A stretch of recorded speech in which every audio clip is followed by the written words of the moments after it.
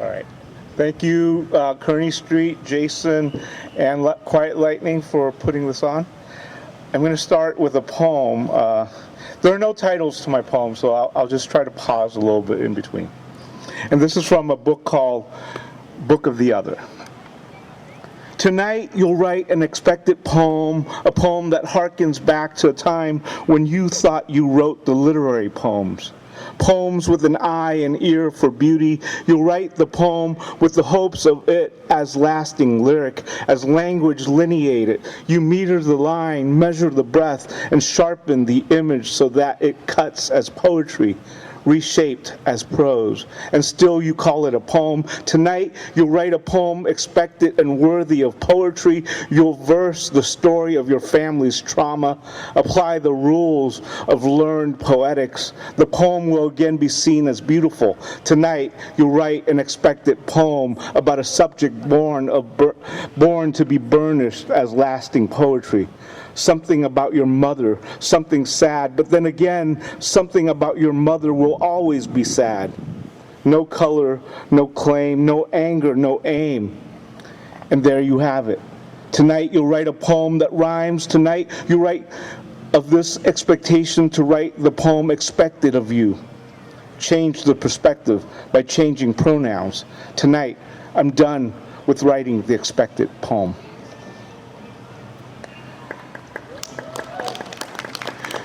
You resist the performance of otherness when writing this book. You insist on saying to your reader that this is not outrage, the performance of anger, but rather anger, the clenching of your fist. This need to write these bricks made of words, you could break a window or two, try hurling it through the obligatory glass ceiling. You keep trying, but you lack the strength. You succeed in only breaking a sweat, break your own skin, breaking and entering. You have been doing this all your life.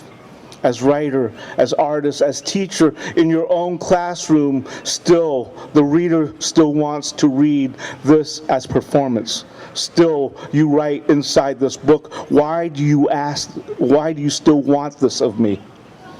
In the audience, someone cues the porn-like music. Your body begins to move involuntarily. You still refuse to perform your trauma. You refuse to perform your brokenness. You have been broken and breaking still. Instead, you choose to break the sentence. You break the line. You break the language you borrow perhaps. The language you borrowed perhaps. And still you refuse to give it back.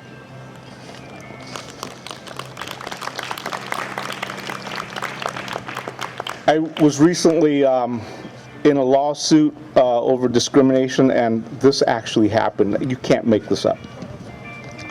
The fact is, when confronting whiteness in the form of discrimination, you find yourself confronted by a Vietnamese lawyer in a room full of white people. She as the lawyer and you as the complainant in a room witnessed by a room full of white people. You and this Vietnamese lawyer are in a play, two actors, one act. The fact is, you want to say, this is my life. You debate the legalities of discrimination. The fact is, you are fighting for a job and she is doing her job. The fact is, there needs to be a winner. There needs to be witnesses. The fact is, this needed to happen in the presence of white people. The fact is, you write this poem because you have to. This is your job. You're doing your job in the same way that she is doing her job. The fact is, you are doing the job of writing this poem. For when the time comes, for when you can look back for her, for someone like her. The fact is, you write this poem for you. For when you can, for when you will see this for what it is. Dear Vietnamese lawyer doing the work of deposing, I wrote this poem. I wrote it to document an extraordinary encounter when two Vietnamese met in a room in a country that was not Vietnam. They played the lead in a play about whiteness, only it was not a play, but lives in play. Yours and mine. I wrote this poem for you in the hopes that you will find this poem sometime in the future. The fact is, I could never have imagined this happening as it did.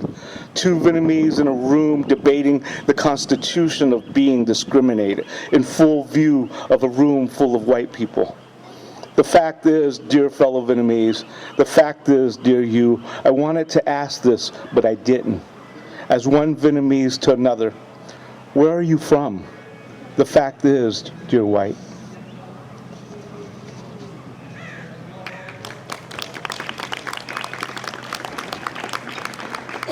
You write this book and you think this is about a particular thing. This is about the academy and about your struggles inside a place, acute and quarantine in a world, and then the world happens and you hear your students are being arrested for being at a protest, for being black, for being brown, for being present, for choosing to be. They choose to be decent and caring human beings, and it is then that you think you are writing a book. And this book is more than what you thought it to be. What is inside is outside. You hear a statement on TV, read it in the headlines. It's all over the internet. It is then that you remember you've been carrying this all along, tucked deep into the folds of your skin, the memory of muscles, the hollow of your body. Go back to where you came from. And you write this book. You ask this question inside the book, where are you from? You are asking this of yourself, and then this happens. You are answering the question you are asking of yourself. You're telling the reader of this book, there is no room for interpretations here. And then you say, you state, you're telling yourself, you are from here.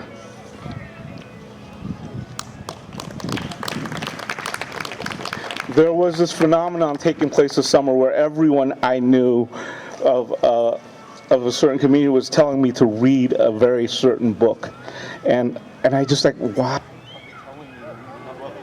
I tried to read it and I had to put it down.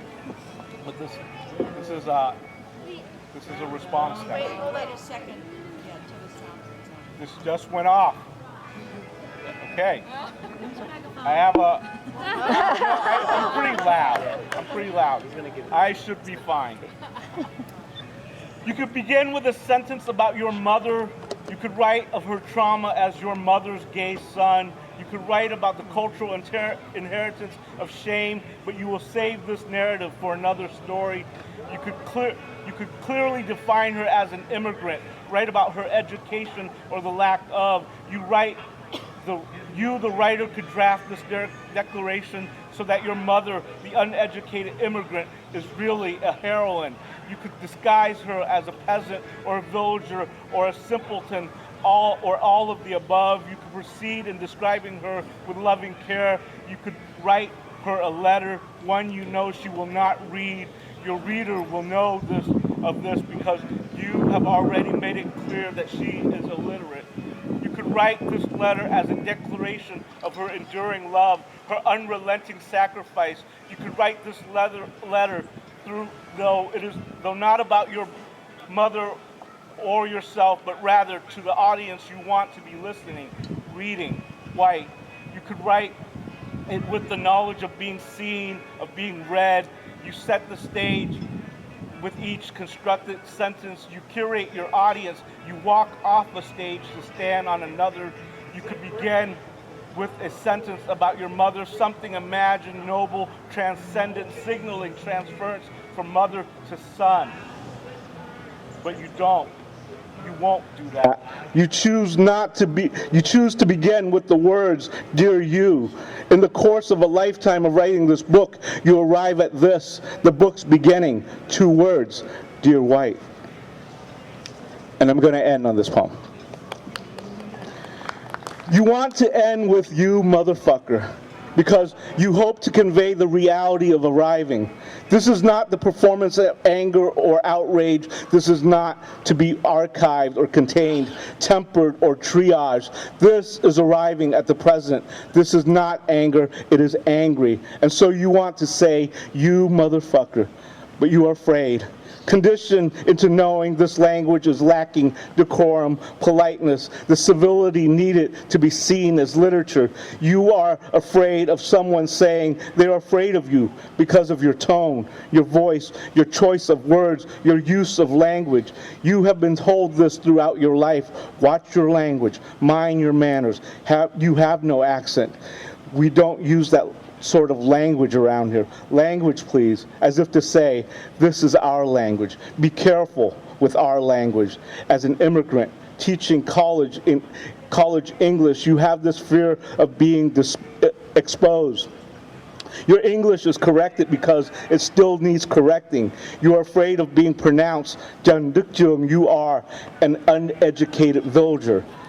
You come from a country made up of villages, you motherfucker. That is to say, it is quite all right to declare your mother an uneducated village peasant. Perhaps this is even encouraged as a starting point. The trauma of your uneducated mother as other, as seen through the eyes of the gay son. This othering of the self, this is expected. That is to say, a good story needs a humble beginning. Language, please. You motherfucker. Thank you.